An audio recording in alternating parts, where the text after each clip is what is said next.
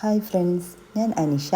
Leaf ഗാർഡൻ്റെ പുതിയൊരു വീഡിയോയിലേക്ക് എല്ലാവർക്കും സ്വാഗതം. ഇന്ന് ഞാൻ വന്നിരിക്കുന്നത് മിനിയേച്ചർ മെഡിനില്ല പ്ലാന്റുമായിട്ടാണ് കേട്ടോ.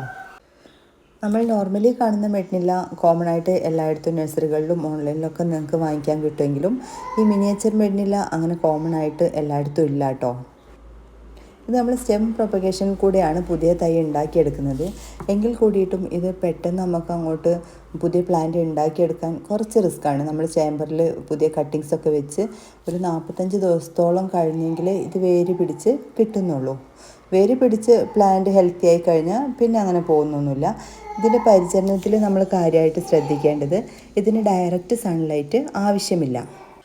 ഡയറക്റ്റ് ആയിട്ടുള്ള സൺലൈറ്റ് ആവശ്യമില്ലെങ്കിലും കൂടിയിട്ട് ഒരു ലോ ലൈറ്റ് ആഗ്രഹിക്കുന്ന പ്ലാന്റാണ് കേട്ടോ. നന്നായിട്ട് വെളിച്ചം വേണം. ഒന്നാമത് ഫ്ലവറിങ് പ്ലാന്റ്സിന് നല്ല വെളിച്ചം ഉണ്ടെങ്കിൽ നന്നായിട്ട് ഫ്ലവർ ഉണ്ടാവുള്ളൂ. ഇതുപോലെ ഫുള്ള് ഫ്ലവറായിട്ടാണ് കേട്ടോ അധികം ഉണ്ടാവുക. അങ്ങനെ സീസണലൊന്നുമല്ല മെഡിനില്ല. നമുക്കറിയാമല്ലോ, മറ്റേ മെഡിനില്ല പോലെ തന്നെ സീസണൽ പ്ലാന്റ് ഒന്നുമല്ല. എല്ലാ ടൈമിലും ഫ്ലവറിങ് ഉണ്ടാകും. പിന്നെ ഒരു തവണ ഫ്ലവർ ആയിക്കഴിഞ്ഞാൽ ആ പൂക്കൾ ഒരുപാട് നാൾ ഇതുപോലെ തന്നെ നിൽക്കും. ഒരു വൈറ്റ് ആൻഡ് പിങ്ക് കോമ്പിനേഷൻ ആയതുകൊണ്ട് തന്നെ കാണാൻ ഭയങ്കര ഭംഗിയാണ് കേട്ടോ. പിന്നെ ഇതിനെക്കുറിച്ച് കൂടുതൽ പറയുകയാണെങ്കിൽ നമ്മൾ നനവ് ഒന്ന് ശ്രദ്ധിക്കണം. ഡെയിലി വാട്ടറിങ് ആവശ്യമാണ് നല്ല ചൂടുള്ള ടൈമിൽ. എന്നാൽ നന്നായിട്ട് ഡ്രെയിനേജ് ഹോളുള്ള നന്നായിട്ട് വെള്ളം ഒഴിഞ്ഞു പോകുന്ന തരത്തിലുള്ള പോട്ടിൽ വേണം ഇത് സെറ്റ് ചെയ്യാനായിട്ട്.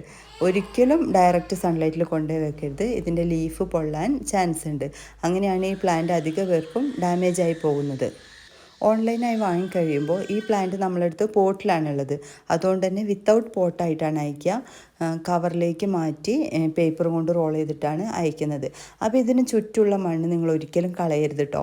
നമ്മൾ തന്നെ പ്രൊപ്പഗേറ്റ് ചെയ്ത പ്ലാന്റ് ആയതുകൊണ്ട് നല്ല മണ്ണ്, പിന്നെ മണ്ണും ചകിരിച്ചോറും ചാണകപ്പൊടിയും ചേർത്ത മിക്സാണ് ഇതിൽ ചേർത്തിരിക്കുന്നത്.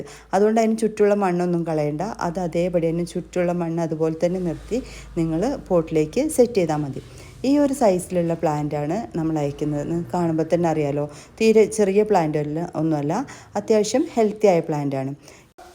ഈ പ്ലാന്റ് വാങ്ങിക്കാൻ താല്പര്യമുള്ളവർ സ്ക്രീനിൽ കൊടുത്ത നമ്പറിൽ വാട്സപ്പ് ചെയ്യൂ കേട്ടോ. Okay, thank you for watching.